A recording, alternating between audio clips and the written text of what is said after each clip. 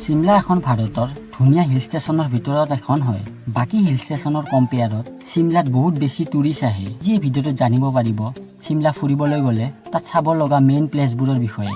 আপুনি যদি শিমলা যাবৰ কাৰণে প্লেন কৰি আছে তেন্তে তাত গ'লে এই প্লেচবোৰ নিশ্চয় এক্সপ্ল'ৰ কৰিব। তাৰ আগত আৰু এটা কথা, শিমলা গ'লে প্ৰায় 2 দিনৰ পৰা 3 দিনলৈ প্লেন কৰিব আৰু 2-3 দিনৰ ভিতৰত আপুনি সম্পূৰ্ণ প্লেচবোৰ চাব পাৰিব। এতিয়া তাতে চাব লগা প্লেচবোৰ হ'ল, আপুনি যদি ফাৰ্ষ্ট মৰ্ণিঙত শিমলা গৈ পায় তেন্তে অলপ টাইম ৰেষ্ট লৈ আপুনি কুফ্ৰিৰ কাৰণে যাব পাৰিব। কুফ্ৰি শিমলাৰ পৰা প্ৰায় 15 কিলোমিটাৰ দূৰত্বত আছে। আপুনি শিমলাৰ পৰা ইজিলি টেক্সি কুফ্ৰিলৈ পাই যাব। ইয়াৰ কষ্ট প্ৰায় 1500ৰ পৰা 2000 ৰুপিজ লোৱা হয়। কুফ্ৰি স্ন' এক্টিভিটিৰ কাৰণে বহুত ফেমাছ হয়। আপুনি যদি উইণ্টাৰত যায় তেন্তে কুফ্ৰি কেতিয়াও মিছ নকৰিব। কুফ্ৰি যাওঁতে আপুনি গ্ৰীণৰী বহুত দেখা পাব আৰু মেইন হাইৱেৰ কাষতে গ্ৰীণ ভেলী নামৰ এটা প্লেচ আছে। সেইটো প্লেচ এক্সপ্ল'ৰ কৰিব নাপাহৰিব। আপুনি কুফ্ৰি চাই আহি যেতিয়া শিমলালৈ আহিব তাৰ পাছত আপুনি নেক্সট যাব পাৰিব দ্য ৰিচত। বেচিকেলি ৰিচ এখন ধুনীয়া অপেন প্লেচ হয় য'ত কোনো ভেহিকেল এলাও নাথাকে। আপুনি তাত গৈ খোজকাঢ়িব পাৰিব। ৰিচত ধুনীয়া ৰাস্তাৰ লগত আপুনি তাৰ পৰা মাউণ্টেইনৰ ধুনীয়া ভিউ পাব। আপুনি তাৰ নেক্সট শিমলাৰ ফেমাছ টেম্পল জাকু টেম্পললৈ যাব পাৰিব। ইয়াৰ দূৰত্ব মাল ৰোডৰ পৰা প্ৰায় 2 কিলোমিটাৰ হয়। জাকু টেম্পল যাবৰ কাৰণে আপুনি 3টা অপশ্যন পাব। আপুনি খোজকাঢ়িও যাব পাৰিব, নহ'লে কাৰ লৈও যাব পাৰিব। তাৰ উপৰিও আপুনি ৰ'পৱেৰেও তাতে যাব পাৰিব। জাকু টেম্পলত গ'লে আপুনি ধুনীয়া হনুমান মন্দিৰ দেখা পাব। তাৰ উপৰিও ভগৱান হনুমানৰ 108 ফিট ওখ মূৰ্তি দেখা পাব। তাৰ পাছত আহি আপুনি শিমলাৰ মাল ৰোড ভিজিট কৰিব পাৰিব।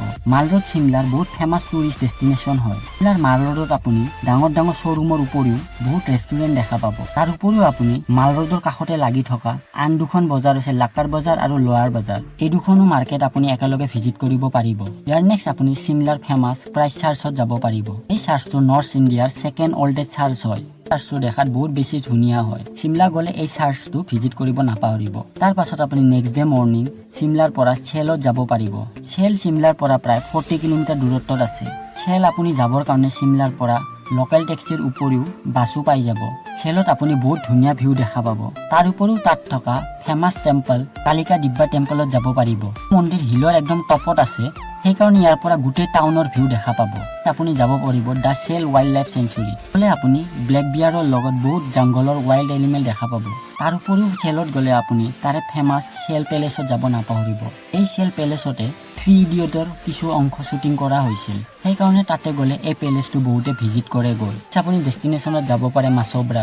মাছব্ৰা শিমলাৰ এখন আউটবিট প্লেচ হয়। ইয়াত শিমলাৰ দৰে বহুত ভিৰ নাথাকে। যদি আপুনি আপোনাৰ ফেমিলিৰ লগত এটা শান্ত পৰিৱেশত কিছু টাইম স্পেণ্ড কৰিব বিচাৰে তেন্তে এই প্লেচটো নিশ্চয় আহিব পাৰে। আহিলে আপুনি ৰিজাৰ্ভ ফৰেষ্ট চেঞ্চুৰীত ভিজিট কৰিব পাৰিব আৰু শিমলাৰ পৰা মাছব্ৰাৰ প্ৰায় দূৰত্ব 10 কিলোমিটাৰ হয়। তাৰ পাছত আপুনি তাৰ নেক্সট যাব পাৰে নালডেৰা। নালডেৰা শিমলাৰ এখন বহুত ধুনীয়া প্লেচ হয় আৰু নালডেৰা গ'লে তাত থকা গল্ফ কৰ্চ চাব নাপাহৰিব। ইয়াত থকা গল্ফ কৰ্চটো ইণ্ডিয়াৰ অল্ডেষ্ট গল্ফ কৰ্চৰ ভিতৰত এখন হয়। ইয়াৰ ভিউ বহুত ধুনীয়া দেখি, সেইকাৰণে ইয়াত নিশ্চয় যাব। শিমলাৰ পৰা নালডেৰাৰ প্ৰায় ডিষ্টেঞ্চ 23 কিলোমিটাৰ হয়। আপুনি যাব পাৰে ৰাষ্ট্ৰপতি নিবাসত। ভিজিট কৰা টাইম হৈছে ৰাতিপুৱা 10:30 পৰা গধূলি 5 বজালৈ। এই নিবাসটো বহুত ডাঙৰ আৰু ধুনীয়া হয়, গতিকে শিমলা গ'লে ৰাষ্ট্ৰপতি নিবাস ভিজিট কৰিব নাপাহৰিব।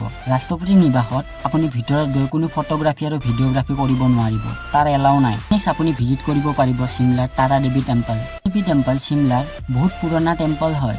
1766 চনত এই টেম্পলটো বনোৱা হৈছিল। তাৰ মাল ৰোডৰ পৰা ইয়াৰ দূৰত্ব প্ৰায় 12 কিলোমিটাৰ হয়। এয়া আছিল শিমলাৰ মেইন টুৰিষ্ট এট্ৰেকশ্যনৰ প্লেচবোৰ। আজিলৈ কেৱল এইখিনিয়ে। ভিডিঅ'টো কেনেকুৱা লাগিছে জনাব। যদি এনেকুৱা ইনফৰ্মেটিভ ভিডিঅ' চাই ভাল পায় তেনেহ'লে চেনেলটো লাইক, শ্বেয়াৰ আৰু ছাবস্ক্ৰাইব কৰি দিব।